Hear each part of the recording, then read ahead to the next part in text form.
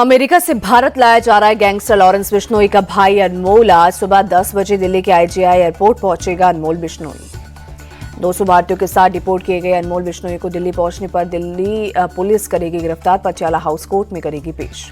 अनमोल बिश्नोई पर एनसीपी विधायक बाबा सिद्दीकी और पंजाबी सिंगर सिद्धू मूसेवाले की हत्या में शामिल होने का आरोप, सलमान खान के घर पर फायरिंग करवाने का भी आरोप।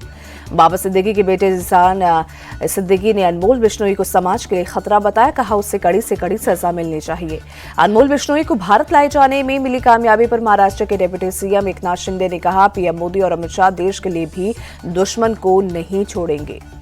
फरीदाबाद के अल-फलाह यूनिवर्सिटी का संस्थापक जवाद सिद्दीकी गिरफ्तार, मनी लॉन्ड्रिंग एक्ट के तहत ईडी ने किया गिरफ्तार। ईडी की गिरफ्तारी के बाद जवाद सिद्दीकी का मेडिकल टेस्ट करवाया गया, उसके बाद दिल्ली के साकेत कोर्ट में पेश किया गया।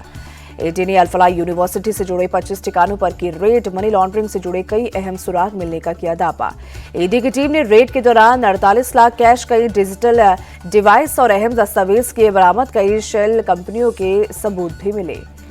वहीं 10 दिन की एनआईए कस्टडी में भेजा गया दानिश, आतंकी उमर के साथ दिल्ली ब्लास्ट की रची थी साजिश। बिहार बीजेपी विधायक दल की आज सुबह 10 बजे बैठक, केंद्रीय पर्यवेक्षक केशव प्रसाद मौर्य की मौजूदगी में विधायक दल के नेता का होगा चुनाव। साध्वी निरंजन ज्योति और अर्जुन मेघवाल सह पर्यवेक्षक नियुक्त किए गए। बीजेपी प्रदेश मुख्यालय अटल सभागार में होगी बैठक। सीएम नीतीश कुमार ने आज सुबह 11 बजे बुलाई जेडीयू विधायक दल की बैठक, सीएम आवास में होगी जेडीयू विधायक दल के नेता का चुनाव। बीजेपी और जेडीयू विधायक दल की बैठक के बाद एनडीए विधायक दल की बैठक, विधानमंडल दल के नेता का होगा चुनाव। एनडीए की बैठक में विधानसभा अध्यक्ष और डिप्टी सीएम के नाम पर भी लगेगी मोहर। दोपहर 3:30 बजे विधानसभा के सेंट्रल हॉल में होगी बैठक। एनडीए की बैठक के बाद सीएम नीतीश कुमार राजभवन में जाकर राज्यपाल को देंगे इस्तीफा, नई सरकार के गठन का दावा पेश करेंगे।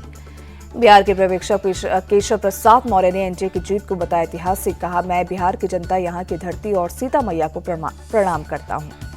पटना पहुंचने के बाद सह पर्यवेक्षक साध्वी निरंजन ज्योति ने किया आरजेडी पर हमला, कहा जिनकी बेटियां अपने घर में सुरक्षित नहीं, वो बिहार की बेटियों को कैसे सुरक्षित रखेंगे। साध्वी निरंजन ज्योति ने एनडीए की भारी जीत के लिए बिहार की जनता का आभार जताया, कहा बिहार की जनता ने विकास और सुशासन की सरकार के लिए प्रचंड बहुमत दिया।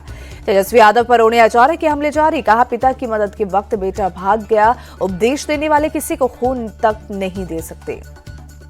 रोड़ी आचार्य ने कहा लालू जी के नाम पर हमदर्दी बटोरने वाले पहले खुद किडनी दान करें, मुझे गलत बताने वाले खुले मंच पर बहस के लिए तैयार रहे। पीएम मोदी आज आंध्र प्रदेश और तमिलनाडु का करेंगे दौरा, पीएम किसान योजना की 21वीं किस्त के लिए 18,000 करोड़ की राशि जारी करेंगे। पीएम मोदी सुबह 10 बजे पुट्टापर्थी में भगवान श्री सत्य साईं की महासमाधि पर अर्पित करेंगे श्रद्धांजलि। श्री सत्य साईं जन्म शताब्दी समारोह में स्मारक सिक्का और डाक टिकट करेंगे जारी। महाराष्ट्र में बीजेपी शिवसेना की अनबन खुलकर सामने आई, कैबिनेट बैठक में शिवसेना के मंत्री रहे गैर हाजिर।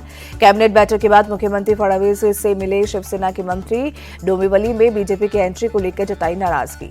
शिवसेना के मंत्रियों को सीएम फडणवीस की दो टुक, कहा शिवसेना करे तो ठीक, बीजेपी करे तो गलत, ऐसा नहीं चलेगा।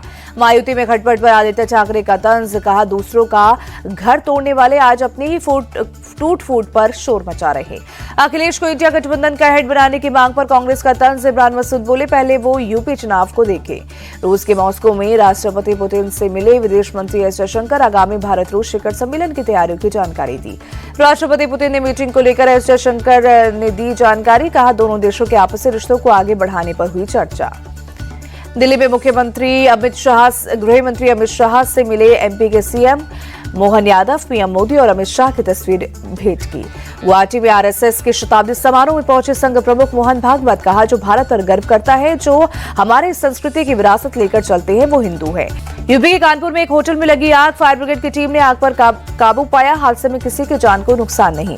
आग के दौरान होटल में फंसे थे कई लोग, पुलिस और स्थानीय लोगों की मदद से सभी को रेस्क्यू कर सुरक्षित बाहर निकाला गया। पंजाब के मोगा में ड्रग्स के खिलाफ चलाया जा रहा है मुहिम, पुलिस की टीम लगातार चला रही है सर्च ऑपरेशन।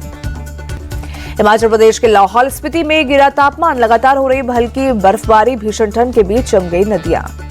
चेन्नई में लगातार हो रही बारिश से लोगों को मिली राहत, शहर के कई इलाकों में बारिश से जल जमाव, ट्रैफिक पर पड़ा असर।